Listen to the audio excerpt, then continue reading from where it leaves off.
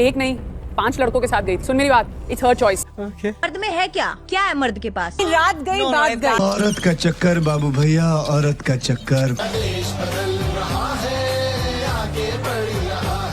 आजकल फेमिनिज्म के नाम पर हो क्या रहा है? सोशल मीडिया पर चल पड़ा है एक वाहियात ट्रेंड, प्राउड रंडी, जिसे स्टार्ट किया इस इन्फ्लुएंसर ने। और जैसे हमारे देश में भेड़ चाल चलती आ रही है, यहाँ पर भी ऐसा ही हुआ। इस ट्रेंड को कुछ लोगों ने फॉलो करना शुरू कर दिया। पर प्रॉब्लम तब होती है जब छोटी छोटी बच्चियां तक अपने सोशल मीडिया बायो में इस तरह की वाहियात ट्रेंड को नगीने की तरह प्रेजेंट करती हैं। ये चल क्या रहा है? एक तरफ ये गोबर ट्रेंड है, दूसरी तरफ ट्विंकल खन्ना जैसे स्यूडो इंटेलेक्चुअल और स्यूडो फेमिनिस्ट लोग अपने पार्टनर की चीटिंग को ही जस्टिफाई कर रहे हैं। रात गई बात गई। क्या यही है फेमिनिज्म, या ये वो नकली टॉक्सिक वाला ब्रांड है जो जेंडर इक्वालिटी का नाम बदनाम कर रहा है और जिसके नाम पर ये फर्जी इन्फ्लुएंसर अपनी दुकान चला रहे हैं? मतलब सोचो, 14-15 साल की स्कूल की लड़कियां अपने इंस्टाग्राम बायो में लिख रही हैं प्राउड रंडी, और दूसरी तरफ दुनिया के काफी सारे ऐसे हिस्से हैं जहां पर औरतें स्कूल ही नहीं जा पाती, मैरिटल को क्राइम नहीं माना जाता, और चाइल्ड मैरिजेस धड़ल्ले से होती है क्योंकि बालिका वधु ही तो अपने बाप के सीने पर पड़ा हुआ बोझ कम कर सकती हैं। यहाँ मैं समझ रहा था कि फेमिनिज्म मतलब जेंडर इक्वालिटी, मतलब दोनों जेंडर्स को इक्वल राइट्स, और वहाँ ये गाली को एस्थेटिक ट्रेंड बनाकर चल रहे हैं। इस तरह के ट्रेंड चला रहे हैं कि all man are dog, kill all man are trash.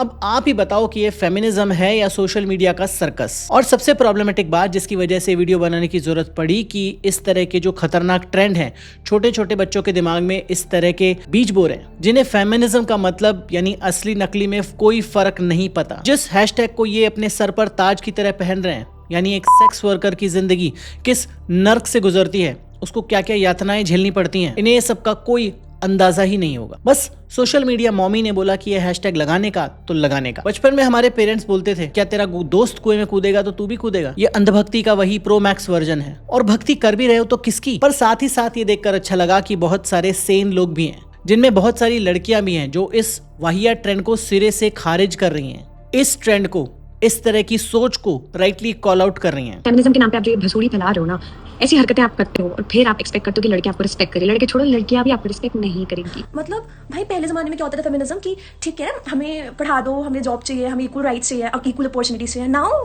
This is feminism. We have not lived through these horrifying experiences. This word is not ours to reclaim. It is nothing but a rage bait to everyone. हो सकता है बहुत लोगों की feelings hurt हो जाएं, but इस video से हम फेमिनिज्म का फैक्ट्री रीसेट करके ही मानेंगे। मुझे पता है आप में से कुछ लोग कहेंगे कि अबे तू तो आदमी है, तू कैसे फेमिनिज्म की बात कर सकता है? तो सिस या ब्रो, आदमी हो या औरत, सभी इक्वल राइट्स की बात कर सकते हैं। तुम भी करके देखो कभी। हेलो फ्रेंड्स, मेरा नाम है रवि, ये है लॉजिकल आई एम, और सबसे पहले समझते हैं फेमिनिज्म का असली मतलब क्या होता है। Simply put, feminism is the belief in social, political and economical equality of the sexes, यानी औरतों और मर्दों को भी बराबर का हक मिलना चाहिए, न ही कम न ज्यादा। यानी फेमिनिज्म का असली मतलब है किसी भी इंसान को, भले ही वो किसी भी जेंडर से बिलोंग करता हो, उसे अनफेयरली ट्रीट नहीं किया जाना चाहिए। सबको इक्वल ट्रीटमेंट मिलना चाहिए। यही है फेमिनिज्म का मतलब, असली वाला। अब बात करते हैं उन लोगों की जो खुद को बुलाते तो फेमिनिस्ट हैं, पर या तो इसका मतलब समझ ही नहीं पाते यानी मिसअंडरस्टैंड करते हैं, या फिर इसका मिसयूज करके अपनी दुकान चलाते हैं। ये फेमिनिज्म का प्राइमरी मकसद इक्वालिटी, उसको सिरे से इग्नोर कर देते हैं। मतलब इनका मकसद एक जेंडर को ऊपर दिखाना है, इक्वालिटी गई तेल लेने। Result, male bashing, double standards और हिपोक्रेसी, सब फेमिनिज्म के नाम पर चलता है। पर ऐसे लोग हमें कहाँ देखने को मिलते हैं? अरे सोशल मीडिया, यहाँ पर ये लोग कुकर मुत्ते की तरह हैं। ट्विटर, इंस्टाग्राम, यूट्यूब, सभी जगह पर इन्हें पहचाने कैसे? एक स्यूडो फेमिनिस्ट की पहचान कैसे करें, जो बाय द वे दोनों जेंडर्स में से कोई भी हो सकते हैं? ये लोग हर जगह सेक्सिज्म ढूंढते हैं बिना कॉन्टेक्स्ट को समझे। जेन्युइन इश्यूज पर तो इनका मुंह फेविकॉल की तरह बंद हो जाता है, पर छोटी छोटी बैटल लड़कर ये खुद को बाहुबली समझने लगते हैं। Yes, because no, 1 minute. Next है डबल स्टैंडर्ड्स। अगर कोई विमेन कुछ गलत करती है तो दे विल फाइंड एक्सक्यूजेस कि लड़की है, उसकी मर्जी, इट्स हर चॉइस। लेकिन अगर कोई आदमी कुछ गलत करे तो ये पूरे मर्द जात को माँ बहन की गालियां सुनाते हैं। आयरॉनिकली हम लोग पुरुष के ऊपर हम लोग चढ़ के बात करते हैं, अबे माता तुम ऐसे हो, पर हम लोग इतना अपने आप को इतना सेफ्टी करते हैं कि हम लोग बेधड़क गाली बकते। इक्वालिटी नाम का शब्द ही नहीं है इनकी डिक्शनरी में। नेक्स्ट है सिलेक्टिव आउटरीच। इनको विमेन्स राइट तब याद आते हैं जब इनका खुद का फायदा हो, या तो सोशल मीडिया पर क्लाउड चेंज करना हो, कूल दिखना हो, या फिर रियल वर्ल्ड में लेडीज कंपार्टमेंट का झगड़ा या रिजर्व सीट पर पंगा। No, why? क्यों? Mommy's boy. I wouldn't marry a man like that. No. He's supposed to get to me. You can go marry his mom. It's fine. बस जा यार और क्या पता। मतलब एडवांटेज लेंगे खुशी खुशी, पर इक्वल रिस्पॉन्सिबिलिटी की बात आए तो नो। नेक्स्ट है परफॉर्मेटिव एक्टिविज्म। जैसा मैंने कहा कि बहुत से लोग just to look cool feminist का टैग पहन लेते हैं, सोशल मीडिया पर एक दो हैशटैग डाल दिए, बायो में फेमिनिस्ट लिख दिया, गर्ल पावर का नारा मार दिया, बस हो गया इनका आज का फेमिनिज्म। लोग हैशटैग लगा के या प्रोफाइल पिक्चर बदल के ही समझ लेते हैं कि ये तो बहुत क्रेजी कर दिया, हमने बहुत बड़ा तीर मार दिया। कुछ लोग ही नहीं बल्कि कभी कभी कंपनीज भी खुद को वोक दिखाने के लिए पिंक लोगो लगाकर खुश हो जाती हैं। पर जब टॉक्सिक ऑफिस कल्चर चेंज करने की बात आए तो वहां पर कोई जिम्मेदारी नहीं लेता। This is called tokenism, not real feminism. Case in point है ये प्राउड रंडी वाला वाहियात हैशटैग। इस क्रिएटर जिसका नाम है ऑकवर्ड गोट और असली नाम है दिविजा भसीन, इसने इंस्टाग्राम पर एक रील डाली थी जिसमें कहा था आई एम प्राउड रंडी, और साथ ही साथ इसने दूसरी विमेन को भी, लड़कियों को, बच्चियों को भी एनकरेज किया था कि ये हैशटैग यूज करो। इसका लॉजिक था कि मेन इस डेरोगेटरी टर्म को यूज करते हैं महिलाओं को इंसल्ट करने के लिए जो उनकी बात नहीं सुनती। तो मैं खुद अपने आप को प्राउड आर बोलूंगी ताकि इस शब्द की पावर ही खत्म हो जाए, मीनिंग ही चेंज हो जाए। और इसके हिसाब से कुछ पेरेंट्स भी अपनी बच्चियों को, खुद की बच्चियों को आर वर्ड बोलते हैं कैजुअली। कौन है पेरेंट्स, कहां से आते हैं? जब मैंने पहली बार ये रील देखी तो मैंने कहा कि you got to be kidding me, this is the most tone deaf, most stupid thing जो मैंने कभी सुनी होगी। और इस तरह की एडवाइस दूसरी लड़कियों को देना जो इसका मतलब समझती भी नहीं हो, वो तो और भी ज्यादा खतरनाक है, जिसकी बात हमने शुरू में की। और राइटली सो इस रील पर बहुत ही जबरदस्त बैकलैश भी आया। हमने भी इसके बारे में अपनी रिसेंट वीडियो में बात की थी कि using the slur as a badge of honour does not work, it does not normalise it. But अगर हम इसको बार बार यूज करेंगे तो ये सोसाइटी को डिसेंसिटाइज कर देगा इस वर्ड के लिए। अब जैसे लोग बाकी जो विमेन सेंट्रिक गालियां हैं, जो कि 99.99% गालियां हैं कि मैं तेरी डैश डैश को डैश डैश कर दूंगा, तो जिस तरह से हमने बार बार ये गालियां दे देकर अपने आप को डिसेंसिटाइज कर लिया है, तो अगर हम इस तरह के स्लर्स को, जो कि बहुत ही डेरोगेटरी हैं, किसी को भी यूज नहीं करनी चाहिए किसी के प्रति, तो हम इस वाहियात शब्द, इस स्लर को भी नॉर्मलाइज कर देंगे, डिसेंसिटाइज कर देंगे सोसाइटी को। और इससे इसका मीनिंग नहीं चेंज होगा, मीनिंग तो वही रहेगा। ऑब्वियस सी बात है, किसी शब्द का मीनिंग आप उसको बार बार यूज करते हैं उससे चेंज नहीं हो जाता। इट्स जस्ट कि अब वो सेम लोग, क्योंकि आप कॉल आउट कर रहे हो, आप खुद ही इनवाइट कर रहे हो कि मुझे ये वर्ड बोलो, तो लोग आपको वो वर्ड बोलने में 1 सेकंड भी नहीं लगाएंगे। और आपके साथ जितने भी छोटी छोटी बच्चियां हैं जिनको हमने बात की कि इसका कोई मतलब नहीं पता, इसका ग्रेविटी नहीं पता, उनको भी ये सब झेलना पड़ेगा। तो जो इस तरह के वाहियात लोग हैं, जो इस तरह की गालियां सोशल मीडिया पर या इन रियल लाइफ महिलाओं को इस तरह की गालियां देते हैं, उनका काम और भी आसान हो जाएगा। जो मिसोजिनी के माहिर लोग हैं वो कहेंगे कि देखो तुम खुद ही तो बोल रही हो ये वर्ड बोलने को, अब हम बोल रहे हैं तो तुम्हें क्या प्रॉब्लम है? You see the problem here. This is a classic example of pseudo feminism. मुझे नहीं पता कि सबके पीछे इस क्रिएटर का मकसद क्या था। I fail to understand the motive behind it, कि मैं रेज बेट करूंगी, पब्लिसिटी होगी, मेरे सब्सक्राइबर्स बढ़ेंगे, फॉलोअर्स बढ़ेंगे, व्यूज बढ़ेंगे, सब लोग मेरी बातें करेंगे। अब जब सब लोग आपकी बात कर रहे हैं, आपको कॉल आउट कर रहे हैं, तो आप फेंक फेंक कर उनको कॉपीराइट मार रहे हो। पर जब आपकी वजह से किसी एक भी बच्ची को इस तरह के ताने, इस तरह की बातें और इस तरह के कमेंट झेलने पड़े, तो it's not worth it. Because जैसे मैंने कहा कि इस तरह के pseudo feminist trend young minds को डैमेज करते हैं, दोनों जेंडर्स के। तो समझो, अगर आप समझ सकते हो, आप में थोड़ा बहुत दिमाग है, अगर आप खुद को साइकोलॉजिस्ट बोलते हो, तो समझो कि फेमिनिज्म गाली को मेडल बनाना नहीं है। फेमिनिज्म विमेन के लिए डेरोगेटरी टर्म को मिठाई की तरह पूरी दुनिया में बांटने वाला और खिलाने वाला टर्म नहीं है। फेमिनिज्म है विमेन एम्पावरमेंट का मूवमेंट। तो अगर ये वीडियो आप तक पहुंचे गलती से, एटलीस्ट अपने कंटेंट को, स्ट्रेटजी को, अपने दिमाग को थोड़ा चेंज करने की कोशिश करो। साइकोलॉजिस्ट हो तो साइकोलॉजिस्ट की तरह बिहेव करो। इसके अलावा स्यूडो फेमिनिज्म का एग्जाम्पल हमें डबल स्टैंडर्ड से और डिस्टॉर्टेड मैसेजिंग से भी दिख सकता है, जिसको एक गोल्ड स्टैंडर्ड एग्जाम्पल से समझते हैं। रात गई बात गई। नहीं रात जाके बात नहीं चल। I don't think it. You're young. No, it's a deal breaker. I don't think it's a deal breaker. No, the deal is broken. We are 50. She's in her 20s. She will get into this circle. Why this is pseudo feminism? इस तरह का messaging ये बात दे रही है कि modern empowered women जो हैं वो they don't mind cheating. It's all cool. But feminism जिसकी बात हम पूरे वीडियो में कर रहे हैं, उसका मतलब है इक्वालिटी, जिसका मतलब है mutual respect and honesty in relationships, चाहे वो मर्द हो चाहे वो औरत हो। इमेजिन करो कि हम रोल रिवर्स करते हैं और कोई एक मर्द टीवी पर बोलता है कि हाँ अफेयर कर लिया तो कर लिया, रात गई बात गई, उसकी ऐसी जबरदस्त बैंड बजा दी जाएगी जिसकी आप कल्पना भी नहीं कर सकते। पर जब ट्विंकल खन्ना जैसी स्यूडो फेमिनिस्ट, स्यूडो इंटेलेक्चुअल इस बात को कहती है, तो जो उनकी ब्रेन डेड फॉलोअर्स हैं वो कहते हैं यस क्वीन, गो गर्ल। यही है डबल स्टैंडर्ड जिसकी बात हम कर रहे हैं। चीटिंग जस्टिफाई करना is not empowerment, it's toxicity. True feminism है कि women should have the right to choose their partner and also the right not to be cheated on। और ये माइंडसेट ना रखना कि boys will be boys, men will be men। By that logic, girls will be girls। ये दिखाता है कि जो कूल दीदी फेमिनिज्म है वो कभी कभी बल्कि अक्सर मिसगाइडेड मैसेजिंग देता है, स्पेशली यंग गर्ल्स को, कि शादी में अगर अफेयर हो भी गया तो चुप बैठो, be a strong women and ignore it. ऐसे ही नेहा धूपिया ने एक बार कहा था, एक नहीं 5 लड़कों के साथ गई थी, सुन मेरी बात, इट्स हर चॉइस। कूल दिखने की कोशिश की थी बट उनको भी जबरदस्त बैकलैश झेलना पड़ा था। ये सारे एग्जाम्पल दिखाते हैं कि स्यूडो फेमिनिज्म या मिसगाइडेड फेमिनिस्ट अक्सर ऐसा मैसेज देते हैं जो नॉर्मलाइज करता है रॉन्ग बिहेवियर को या फिर मैन बैशिंग को, सब कुछ विमेन एम्पावरमेंट के नाम पर। ट्विंकल खन्ना या नेहा धूपिया सक्सेसफुल हैं, कब हो गया ये, कब हुआ, कब एम्पावर्ड हैं, इन्फ्लुएंशियल हैं। ये लोग जब इस तरह की बातें करते हैं पब्लिक प्लेटफॉर्म पर तो सोसाइटी कंफ्यूज हो जाती है कि यही फेमिनिज्म है क्या। और स्पेशली जो यंग लड़कियां हैं नुआंस नहीं पकड़ पाती बट इनका जो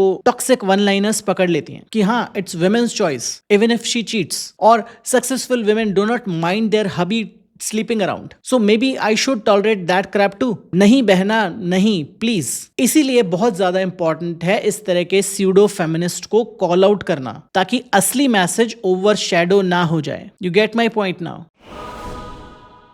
अब हम एक और टर्न लेते हैं और फेमिनिज्म के सबसे भयावह रूप की तरफ देखते हैं जिसे कहते हैं टॉक्सिक फेमिनिज्म। ऑनेस्टली अगर मैं स्यूडो फेमिनिज्म और टॉक्सिक फेमिनिज्म की बात करूं तो ये काफी ओवरलैपिंग कॉन्सेप्ट्स हैं। अगर कोई स्यूडो फेमिनिस्ट है और अगर वो म्यूटेट होता रहे, अपने आप को सुधारे नहीं, तो वो टॉक्सिक फेमिनिस्ट बन जाता है। टॉक्सिक फेमिनिज्म का बेसिक मतलब है एक्सट्रीम मिसएंड्री और harmful behaviour justified in the name of feminism. ये वो स्टेज है जहां फेमिनिस्ट बैनर के पीछे एक्चुअली हेट और अब्यूज प्रोपेगेट हो रही है, which is ironically the exact opposite of what feminism stood for. इसके कुछ हॉलमार्क एग्जाम्पल आपको अपने आसपास देखने को मिलते हैं। All man are enemy mindset. अक्सर हमने इस तरह के हैशटैग देखे हैं कि ऑल मैन आर डॉग या ऑल मैन आर ट्रैश और even kill all man.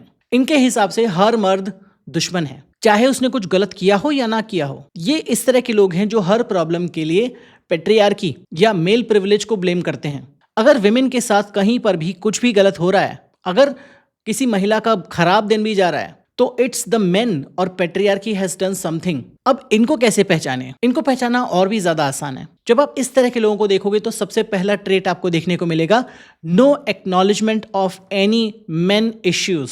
Toxic feminist इतने ज्यादा अंधे हो जाते हैं, अगर कहीं पर मेन आर जेन्युइनली सफरिंग तो या तो वो को डिसमिस कर देंगे या उसका मजाक उड़ाएंगे, उसे मॉक करेंगे। For example male domestic abuse victims या फेक एक्यूजेशन विक्टिम्स को ये लोग मजाक बनाते हैं। जो अतुल सुभाष का केस था उस पर बहुत सारे टॉक्सिक फेमिनिस्ट ने इस तरह के वीडियोस बनाए, यहाँ तक कि उनकी मौत के बाद उनका मजाक बनाया गया। A lot of men want women to talk about the recent Subhash case, not because they feel strongly about men's mental health or men's rights, but because they want to discredit feminism. Feminism is about fighting patriarchy, the same patriarchy that makes lawmakers protect women. Awkward Goat जैसे जो influencer हैं वो कई बार casually blue drum जैसे comment कर देते हैं, और ये तो डेटा भी सजेस्ट करता है कि मेन फेस सेक्सुअल वायलेंस और डोमेस्टिक हैरेसमेंट महिलाओं से कम, बट यस मर्दों के साथ भी ऐसा होता है।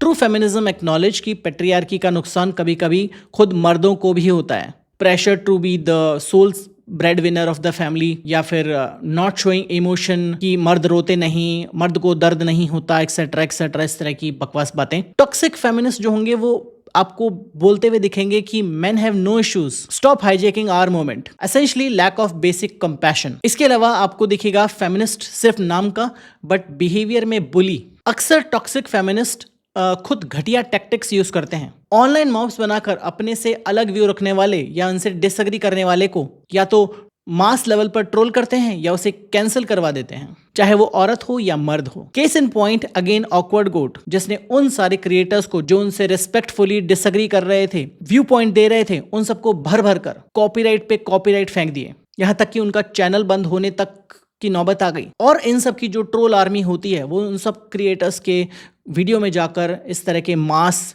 ट्रोल्स करते हैं, जो इस वीडियो के कमेंट में भी आपको देखने को मिल सकते हैं। यही टॉक्सिक और स्यूडो ब्रिगेड जो है वो फेमिनिज्म का एक्चुअल मूवमेंट को बदनाम कर रहे हैं, जिसकी वजह से कुछ लोगों की सोच ऐसी हो जाती है कि ये सभी फेमिनिस्ट वाले खराब होते हैं। अब बहुत ही इंपॉर्टेंट बात करते हैं कि ये सब जो फेमिनिस्ट मूवमेंट है वो शुरू ही क्यों हुआ, क्योंकि इसकी जरूरत थी। क्योंकि हिस्ट्री अगर उठाकर देखोगे तो सोसाइटी ने विमेन को हमेशा ऑप्रेस ही किया है, विमेन के साथ हमेशा इनजस्टिस हुआ है, धर्म के नाम पर, परंपरा के नाम पर, ट्रेडिशन के नाम पर, जिसके बारे में हमने बात की थी एक डिटेल्ड ऑलमोस्ट 30 मिनट के वीडियो में। पर यहाँ पर एक बहुत ही शॉर्ट समरी में देखते हैं कि विमेन के साथ समाज ने क्या क्या किया है। आपकी तवज्जो चाहूंगा। तो इसमें हम जल्दी जल्दी जानने की कोशिश करेंगे कि आज से 200 साल पहले भारत में क्या हो रहा था महिलाओं के लिए और वर्ल्ड में क्या हो रहा था, फिर आज से 100 साल पहले क्या हो रहा था, फिर 50 साल और फिर 20 साल। It might be a shocking revelation to you. तो आज से 200 साल पहले यानी 1820s में भारत में शादी का चॉइस 0, क्योंकि चाइल्ड मैरिजेस वर नॉर्मल। अगर किसी महिला का पति मर गया तो उसे उसी के साथ जल जाना होता था, जिसे सती प्रथा कहा जाता था। एजुकेशन महिलाओं के लिए फॉरबिडन थी। प्रॉपर्टी महिलाओं को अलाउ ही नहीं था। डिवोर्स का कोई कॉन्सेप्ट ही नहीं था। अकेले बाहर जाना सोशल क्राइम था। प्रॉपर्टी में हिस्सेदारी यानी इनहेरिटेंस ओनली लड़कों के लिए। वर्ल्ड में क्या हो रहा था, वोटिंग राइट्स नहीं थे। यूनिवर्सिटी सिर्फ आदमियों के लिए। मैरिड वुमेन को हस्बैंड की लीगल प्रॉपर्टी माना जाता था। मैरिटल रेप लीगल था। जॉब्स मोस्ट प्रोफेशन में महिलाओं के लिए बैन थे। बैंक अकाउंट महिलाओं के लिए अलाउड ही नहीं था। अब देखते हैं आज से 100 साल पहले यानी 1920s में भारत में वोटिंग राइट्स बहुत ही रेस्ट्रिक्टेड थे और ये आए हैं यूनिवर्सली 1950 के बाद। हायर एजुकेशन महिलाओं के लिए रेयर थी। Career choices almost none. Unmarried women का अकेले रहना शेमफुल माना जाता था। महिलाओं के लिए कोई रिप्रोडक्टिव कंट्रोल नहीं था। डोमेस्टिक वायलेंस मतलब घर का मैटर माना जाता था। वर्ल्ड में महिलाओं को वोटिंग राइट्स जस्ट मिलने ही लगे थे। यूएस में 1920s में और यूके में 1926 में। इक्वल पे नहीं थी। It was legal to discriminate between men and women. Passport या बैंक अकाउंट हस्बैंड का सिग्नेचर रिक्वायर्ड था। Working after marriage was banned in many places. अब बात करते हैं आज से सिर्फ 50 साल पहले यानी 1970s में। भारत में इक्वल पे लॉ नहीं था वाया 1976 में। दिस इज शॉकिंग कि सेक्सुअल हैरासमेंट लॉ नहीं था। फाइनेंशियल इंडिपेंडेंस, फैमिलीज कंट्रोल करती थी सैलरी महिलाओं की। अगर आप सिंगल महिला हैं और आपको अपार्टमेंट रेंट करना है तो इट वॉज नियरली इम्पॉसिबल। अगर आप वेस्टर्न क्लोथिंग पहनकर बाहर जाना चाहते हैं तो आपको कैरेक्टर लिस्ट का सर्टिफिकेट लेने के लिए तैयार रहना पड़ेगा। वर्ल्ड में भी US women needed male cosigner for bank account and credit cards. Work place harassment laws were weak और नॉन एग्जिस्टेंट। कॉम्बैट रोल्स यानी सेना में भर्ती बैन थी।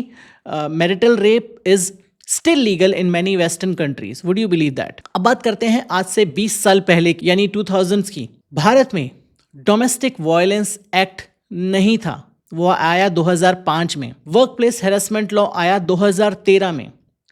लिव इन रिलेशनशिप्स में पुलिस की हैरेसमेंट झेलनी पड़ती थी, जो आज भी झेलनी पड़ती है और वो सोशल टैबू है। कई बाबाओं ने तो इसे बीमारी का नाम दिया है, जिसे कई महिलाएं भी सपोर्ट करती हैं। पीरियड टॉक यानी आप मेंस्ट्रुएशन के बारे में खुलकर बात करना चाहते हैं, उसका जो स्टिग्मा है उसको दूर करना चाहते हैं, not possible still today. Safety for women at night, it's a joke, it's not existing still today.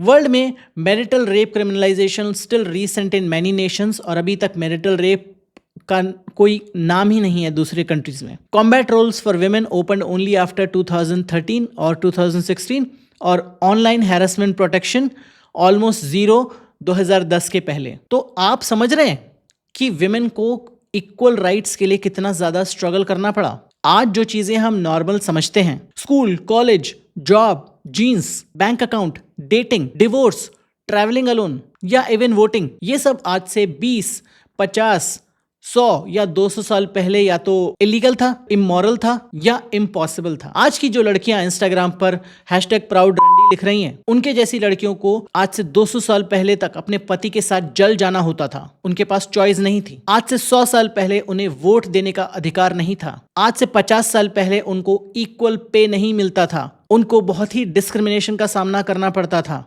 और आज से सिर्फ 20 साल पहले उन्हें डोमेस्टिक वायलेंस से प्रोटेक्ट करने वाला कोई भी लॉ नहीं था।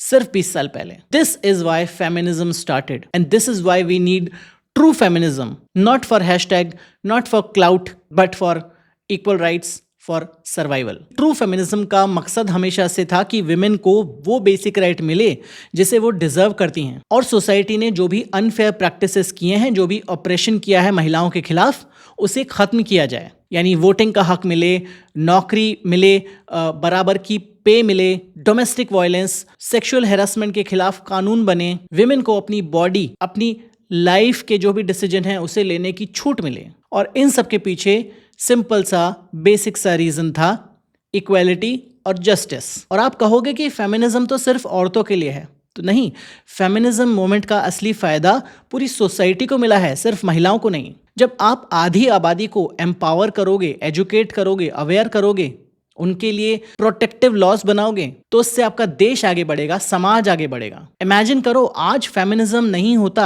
ये मोमेंट ही स्टार्ट नहीं होता, तो जिन चीजों को हमें से कई लोग टेक फॉर ग्रांटेड लेते हैं, वो चीजें एग्जिस्ट ही नहीं करती। So true feminism is actually required and it deserves all the credit, जिससे ये वर्ल्ड फेयर बना और धीरे धीरे और फेयर हो रहा है। याद रखिए, be a feminist not a feminazi, fight patriarchy not man, demand equality not supremacy. तो बस आज के वीडियो में इतना ही। आपको अगर ये वीडियो इन्फॉर्मेटिव लगा तो इसे शेयर कीजिए ज़्यादा से ज़्यादा लोगों के साथ, लाइक कीजिए, हमारे चैनल को सब्सक्राइब कीजिए। हमें अपनी रीच को बढ़ाने की बहुत ज़्यादा ज़रूरत है, ताकि कोई भी टॉम, डिक एंड हैरी हमें आकर कॉपीराइट ना थमा दें। मिलूंगा इस तरह के वीडियो में यहाँ पर, जहाँ पर हमने विमेन राइट्स की बात की है कि कैसे सोसाइटी ने महिलाओं को प्रताड़ित किया है धर्म के नाम पर, ट्रेडिशन के नाम पर। अगर आपने ये वीडियो नहीं देखा, यहाँ पर क्लिक करके ज़रूर देखिएगा। मिलूंगा ऐसे ही वीडियो में। ध्यान रखिए, बी लॉजिकल। समटाइम्स ठंड लग जाती है। अरे लेकिन नहीं लगनी चाहिए ना, ब्लैंकेट लगा दो। We are 50, she's in her 20s, she will get into this circle soon.